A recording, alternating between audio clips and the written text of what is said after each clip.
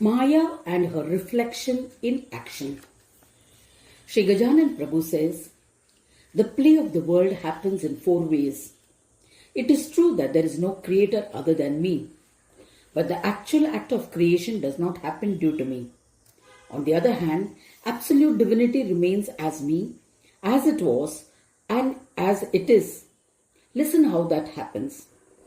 The absolute Brahma, consisting of the entire differentiated and non-differentiated beings, together with Maya, is dependent on Maya. The steadfastness is based on tools of Karma Yoga. I am absolute knowledge. It is my natural and spontaneous nature.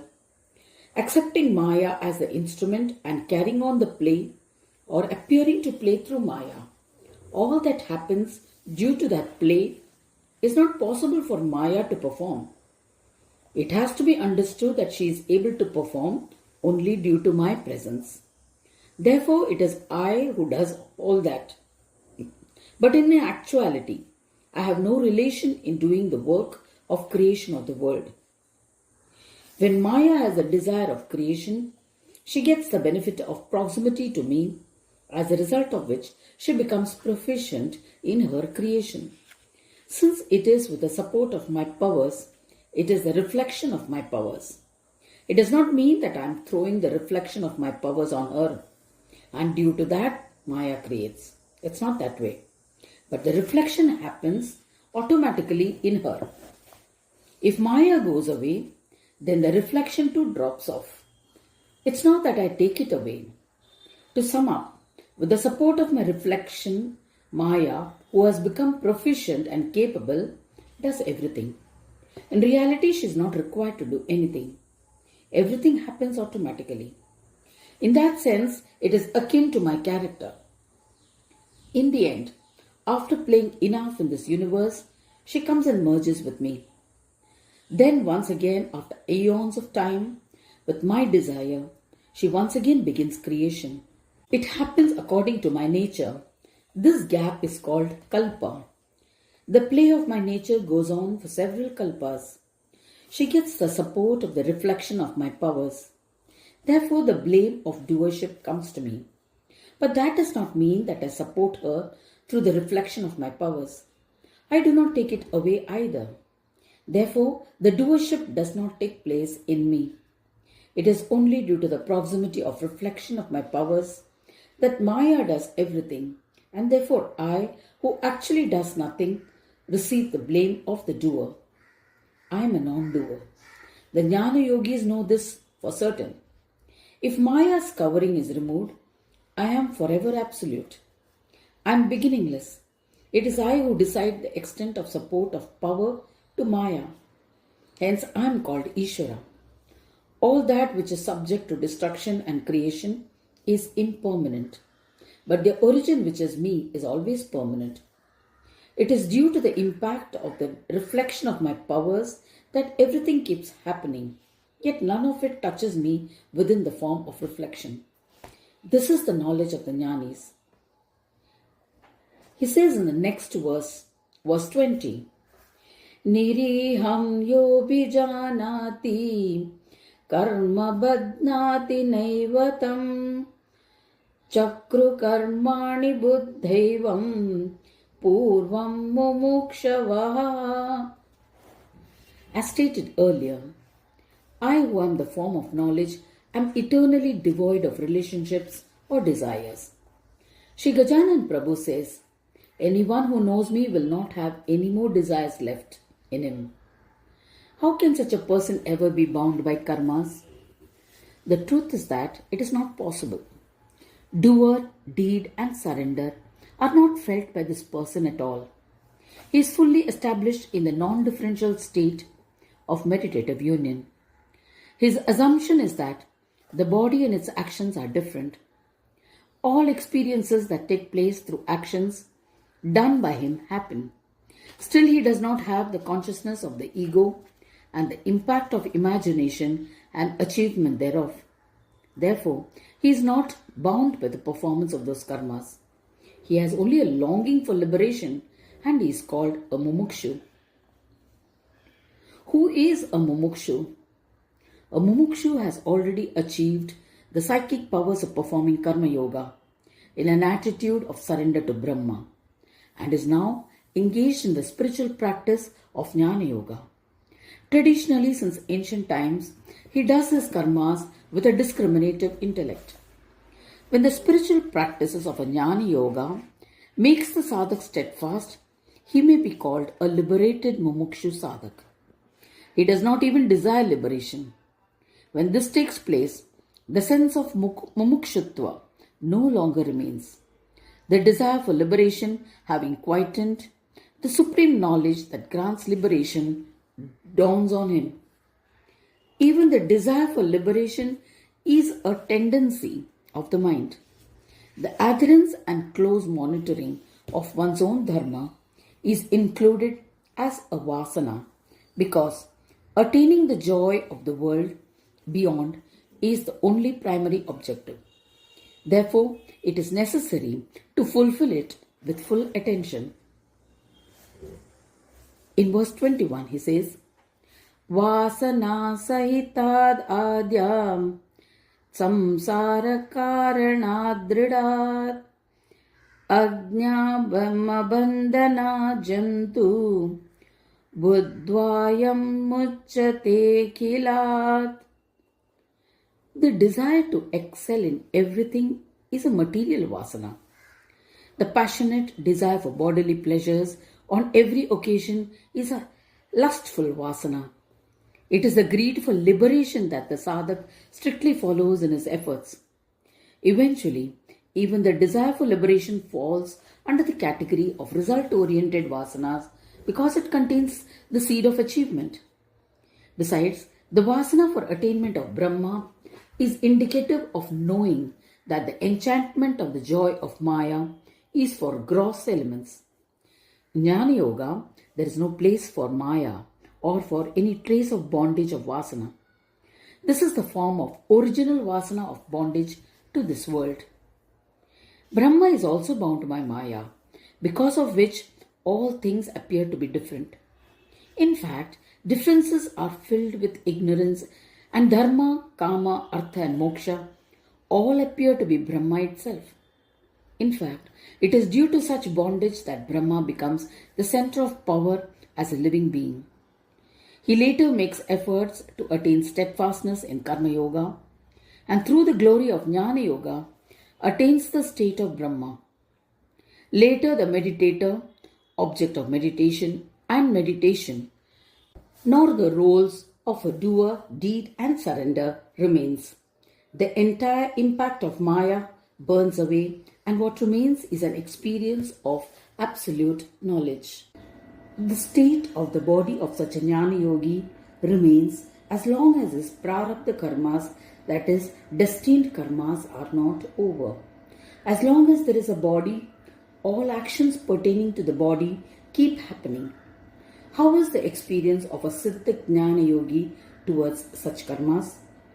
What is the state of liberation while alive? The secret on this subject is given in verse 22. After exhausting all the vasanas, that is, after all the merit-yielding vasanas and sin-yielding vasanas have been completely burnt away, the powers for Jnana Yoga are attained. Steadfastness in Jnana is very difficult.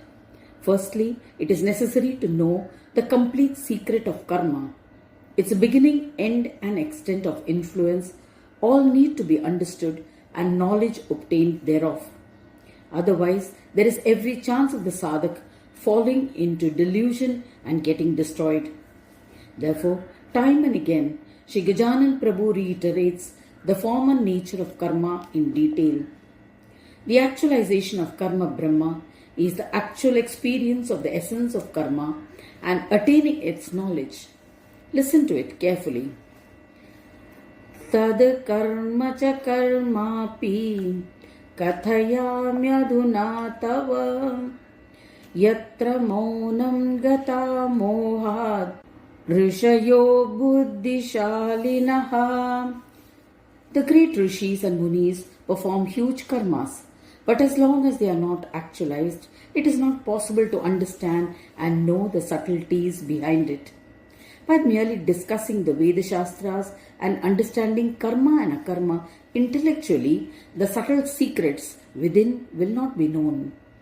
If an enthusiastic sadhak questions a Jnana yogi, and even if he gives a satisfactory reply, he will not be able to calm down the yearnings of a sadhak. The reason is that the sadhak does not have a personal experience of it. Through intellectual reasoning, it is possible to discuss what is visible before us, but how is it possible to acquaint one with the knowledge of Brahma and beyond, which is forever hidden and invisible? Therefore, without understanding the primordial secret, those munis resort to silence.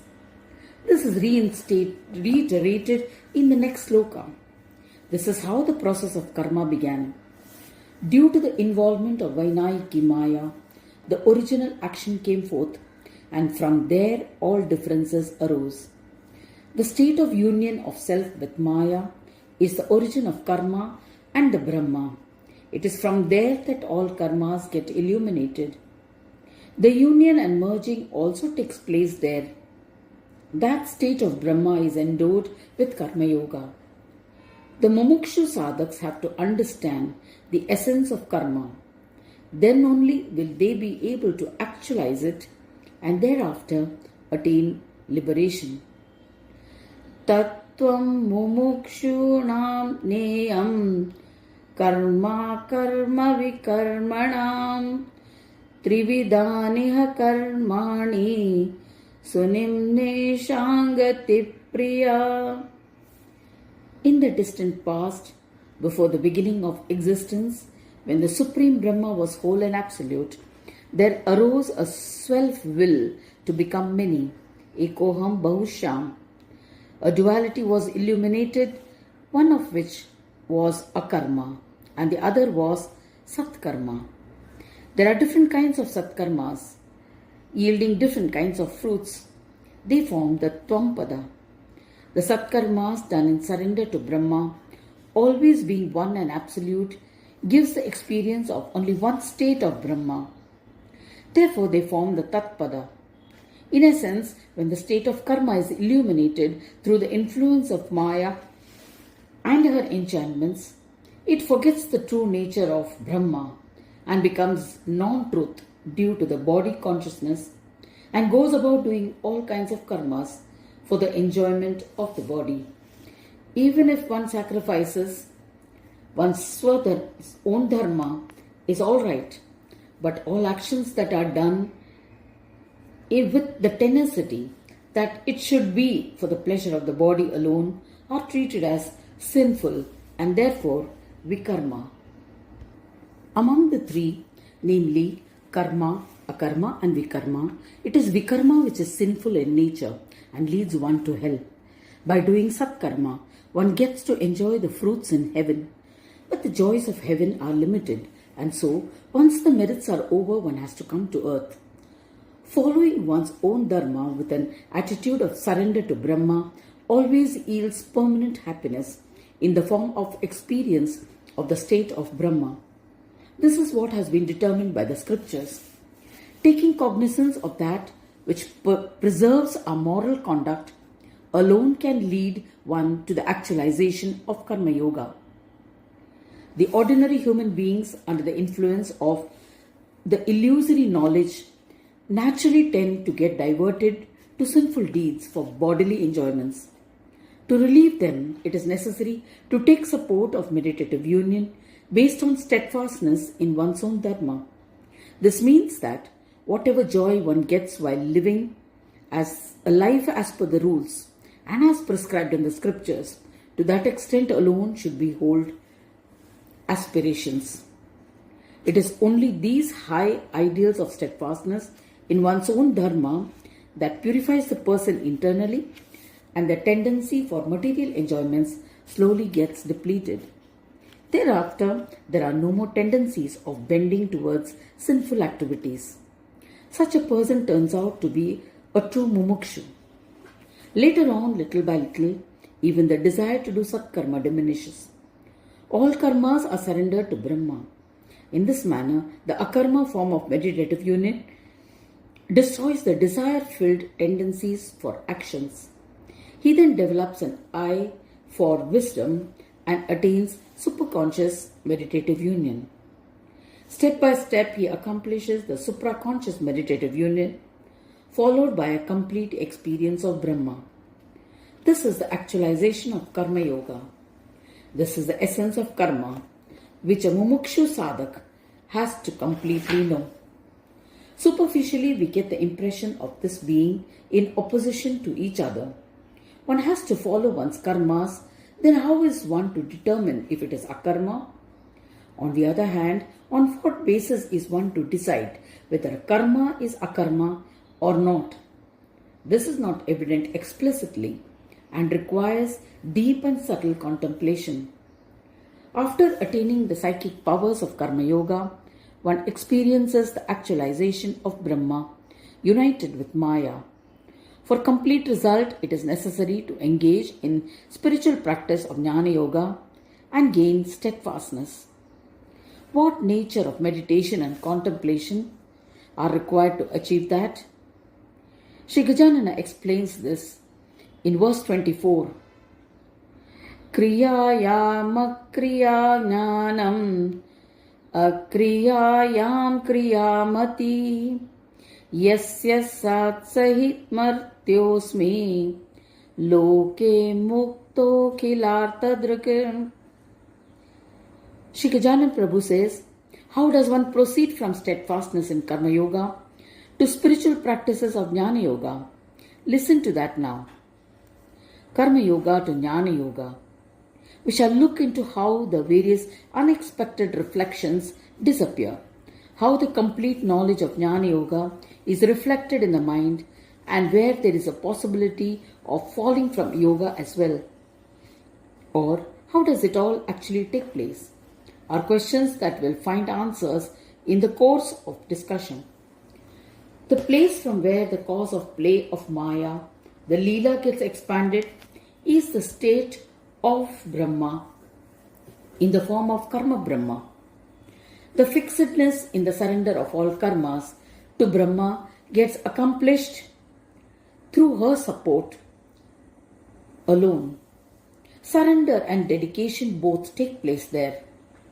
Both being complementary to each other, a variety of things get illuminated from that state of Brahma, which is the original Akriya Brahma, actionless Brahma. Jnana Brahma, is characterized by inaction, is beyond differences and non-differences. He should be considered devoid of differences only for the goal. There is no scope for doer, deed and surrender.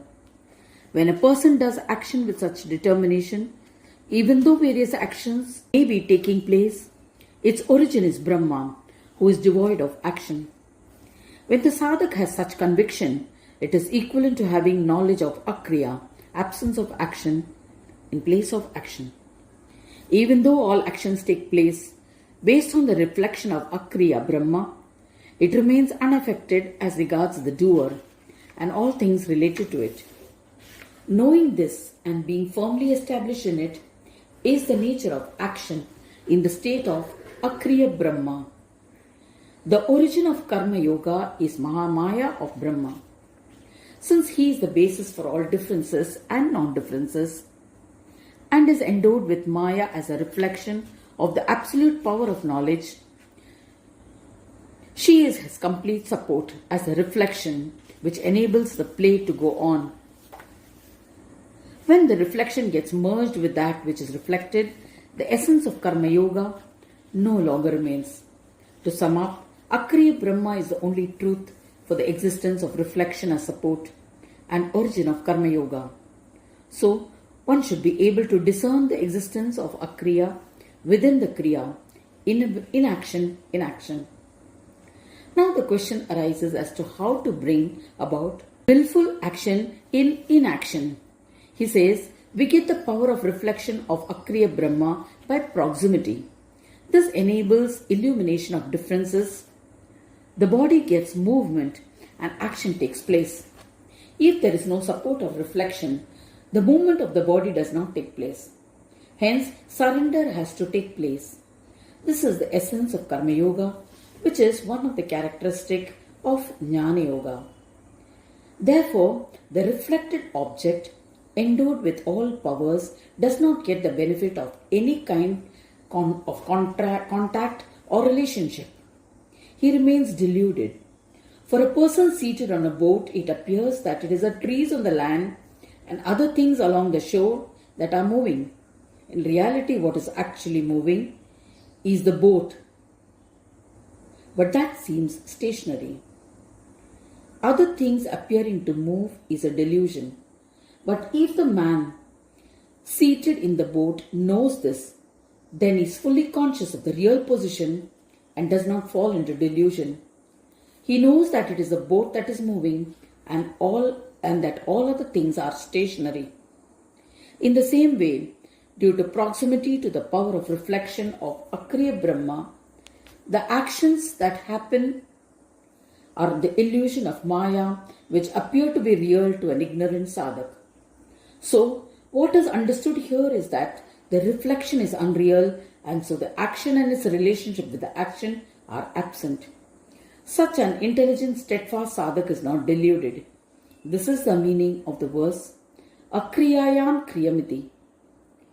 A sadhak who has experienced the essence of this becomes the Atman himself. He is a seer of truth and therefore always liberated. Another meaning of this is as follows.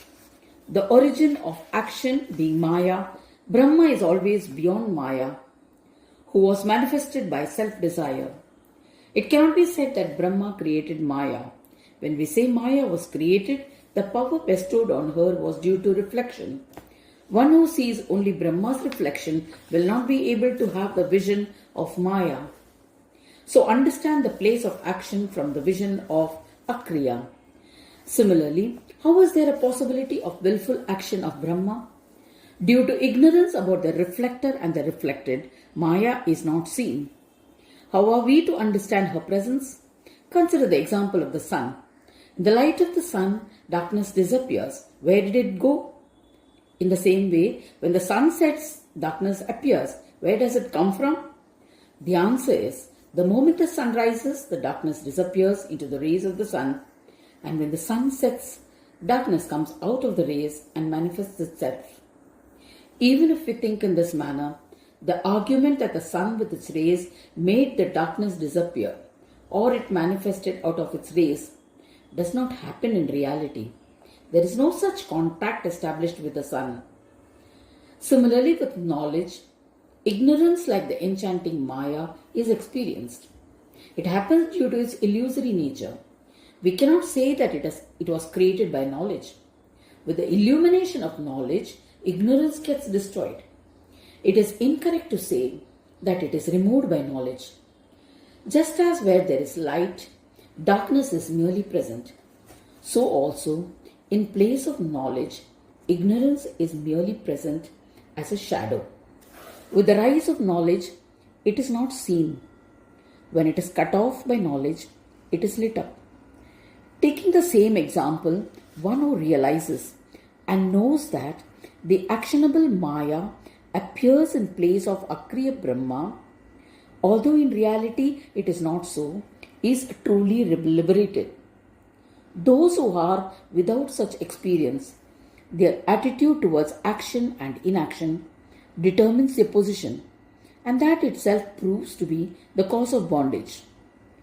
The sadhak who practices Karma Yoga and who performs all actions that come his way with an attitude of surrender of all fruits thereof to Brahma, then those karmas are not binding on him. The actions of such a discriminative sadhak are akriya or inaction. Only sadhaks who are ignorant and less experienced or inexperienced have subtle body with the tendencies for material enjoyments. They have no knowledge about the secrets of the path of jnana or karma. But when they realize the importance of the path of jnana, they give up actions externally and resort to the path of jnana. Such inaction leads to their giving up of their Dharma karma. This can only lead them to hell. Going to hell due to inaction is equivalent of action being created. This is the vision of action in place of inaction. Inversely, a discriminative person who performs the prescribed actions with an attitude of surrender to me is freed from the entire cycle of bondage due to karma and is liberated. He becomes one with his own Atma or soul. Nature of Maya. I am called Moreshwar, which means the support of Maya or the husband of Maya, which has another name, More, peacock. Just as the peacock struts about, proudly showing off its beautiful colored plumage, in the same way, the play of various kinds of Maya are experienced. Taking that same analogy into consideration, Maya is called Mayura. The presence and absence of Maya is part of my play and is controlled by me. Still, I am in no way connected with Maya. I am always and forever different and independent. The reflection of my power falls on Maya. That is why she appears to be the creator of all play. It's not that I throw that reflection upon her, it falls of its own will. Therefore, Maya becomes capable due to the support of the reflection of my power, and that is how one gets united with Maya. In reality, Maya is unreal. If you go looking for her, you won't find her. Neither can you find Maya at my abode. When such discrimination dawns on the sadhak, and he attains realization of my form, the inspiration that Maya originates in me does not occur to him. Such a person who is adept at Jnana Yoga is truly liberated. There is no possibility of karma in him. He has no awareness of any transaction with the world at all.